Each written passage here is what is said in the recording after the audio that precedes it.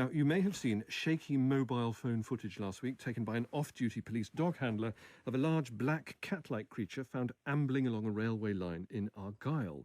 The Coulport Cougar, as the media christened it, is the latest to join the beasts of Bodmin and Basingstoke, Felicity the Puma, the Rutland Panther, and even the Yorkshire Tiger in the menagerie of mysterious big cats reported to be roaming the British countryside.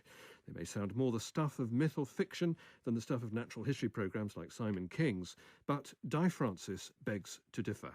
She's spent the last 30 years tracking big cats across Devonshire moorland and through Scottish forests, on at least 7 occasions getting tantalisingly close to these most elusive of beasts. But why so elusive? Are they particularly camera-shy? Is the evidence of their existence deliberately covered up? Or do they actually exist at all? I spoke to Di Francis on Thursday and started by asking her when she first got wind of big cats in Britain. A long time ago, it was in the 70s, and I was writing articles about wildlife, and there was reports of a puma being sighted in Devon. I did an article on it and discovered that there did appear to be a breeding big cat in the location, and witnesses said it had been around for 11 years. 11 years in breeding meant there had to be at least 2, and that meant there could be quite a few cubs. They're notoriously elusive, these creatures, aren't they? How do you actually go about trying to see one? You very rarely do see one by trying. Most of the sightings are completely accidental sightings of people that aren't expecting to see anything at all, and suddenly they encounter one. So if you're deliberately setting out to encounter one, how do you go about it? First of all, you have to locate your area, and you have to study the maps to know exactly what terrain you're going into. And you collect all the sightings you can historically from that location. Then it's a case of packing your gear, sometimes using tents. I've in the past used sleeping bags and just a piece of polythene to keep the dew off me. And you go out with your camera and you wait. How long do you have to wait? I've camped out as long as 6 weeks in a location. That's quite a long time. But you see, the animal might not come back exactly the same place for maybe 2 or 3 weeks. I've been over 30 years doing it, and I've only had about 7 actual sightings for the whole of that 30 years. So they're not easy to see. You walk into the forest, the cat knows you're there long before you are into the forest, and it just walks behind you. Can you describe them? I have seen only one brown one. The other ones were always black. 70% of the sightings are of a black cat. Now, there's only 2 melanistic black cats, big black cats. That's the jaguar and the leopard. There has never been a black puma on record. The brown ones, there are only 2 big cats that it could fit, and that is a puma and a female lion. So you would have to have the country overrun with 70% of either black jaguars and black leopards, with a few pumas living alongside them quite happily. If you had that number of leopards and jaguars loose in the country, we would have an awful lot of dead people. That hasn't happened. There's been no record of anyone being attacked by one of these cats. OK, you've seen your first one. Did that feel that was a significant event in your life, in your career? Did things change after that? Yes, I should think so. I've given 30 years of my life to the system. So basically, yes, it ruined my life. I haven't had a life other than cat hunting since then. So, yes, I can definitely say, it's like having a family or something. Yes, things change for a number of years. And it must be, if I may say so, quite difficult to earn a living if you're searching for an animal that's so elusive. You've only had 7 encounters with it in 30 years. You don't have a living. You don't have money. You choose a lifestyle as opposed to money. It's as simple as that, really. What sacrifices has that involved?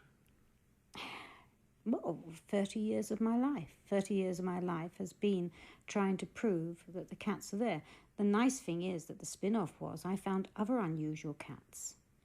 And one of them we were able to actually find out what it was, which we called Keller's cats to begin with, which turned out to be the first recorded melanistic or black Scottish wildcats. And I had the only 2 in captivity here in Scotland and bred them. So there was a lot of spin-offs that have come out of it that have been great fun. I wouldn't have changed it for anything.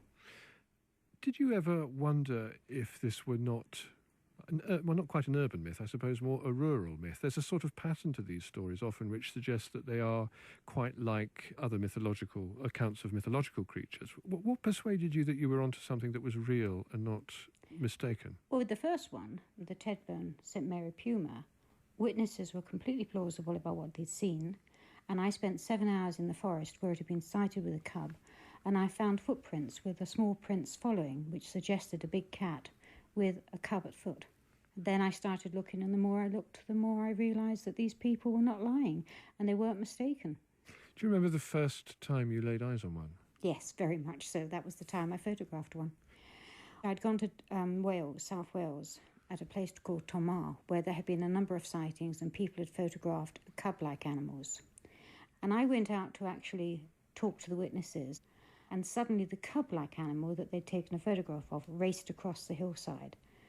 I ran faster than anybody else because it was more exciting to me, and as I got halfway up the hill, lo and behold, a beautiful black animal, the size of a large Labrador dog, sprang out of the gorse, and the young animal ran up to it. The black animal literally cuffed its ear like a mother does, pushing its young away. And I photographed the black animal. I didn't photograph the youngster.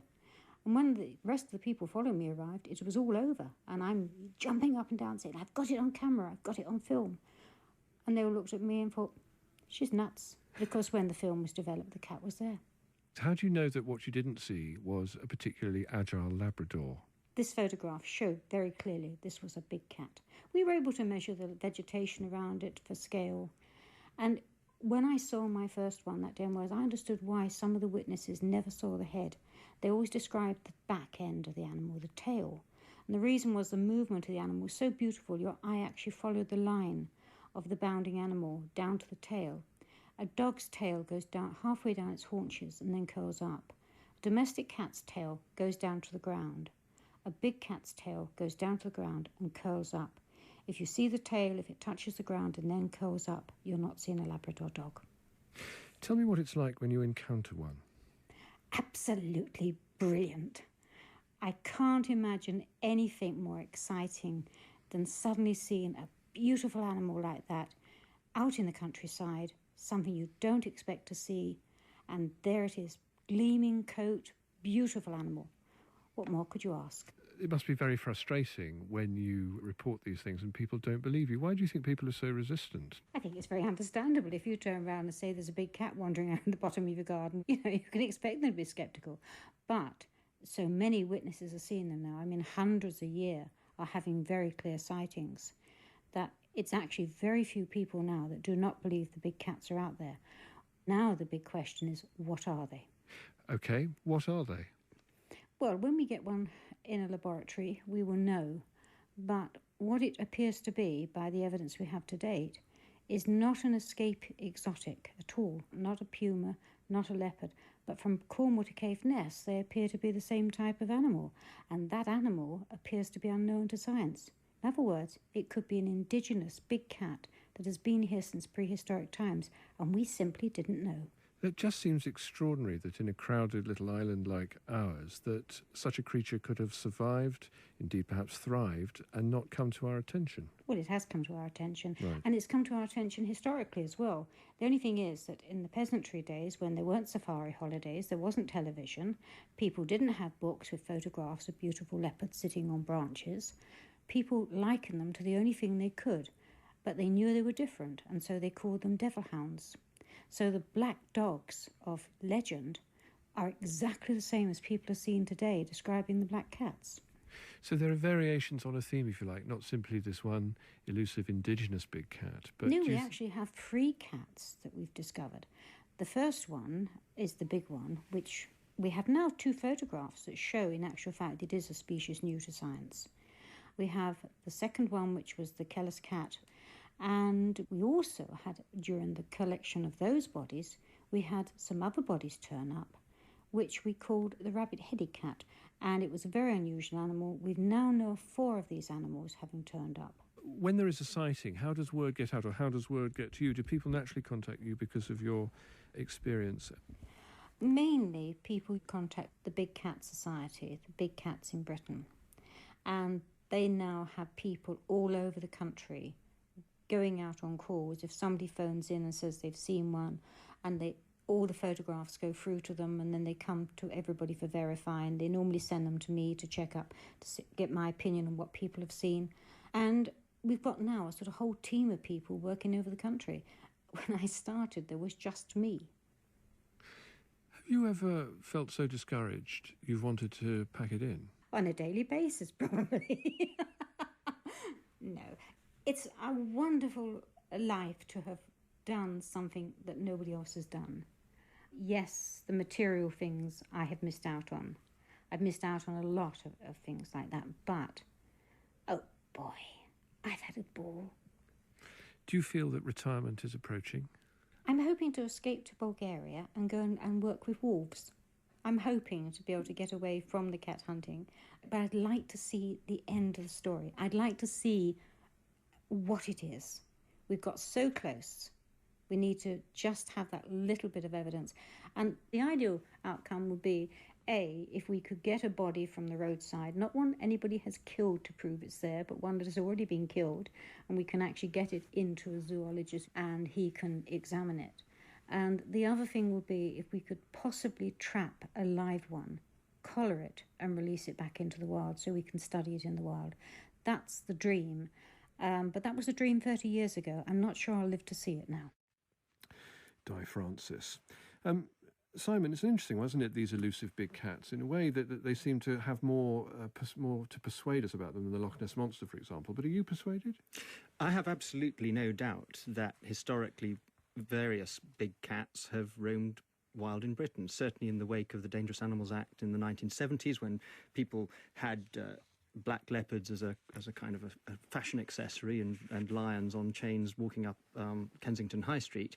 Suddenly they were told they had to house these creatures with zoo quality enclosures, and the easiest solution was to tip them out into the local woods. So there is no doubt that at some point or other various creatures have roamed wild in Britain. Just what the situation is now regarding large predatory cats breeding in Britain, I really don't know. I've had my own little exploration from time to time to investigate various claims, sadly all of which have met with dead ends. But I look forward to the day I too will see a black leopard or otherwise running across the road in front of me.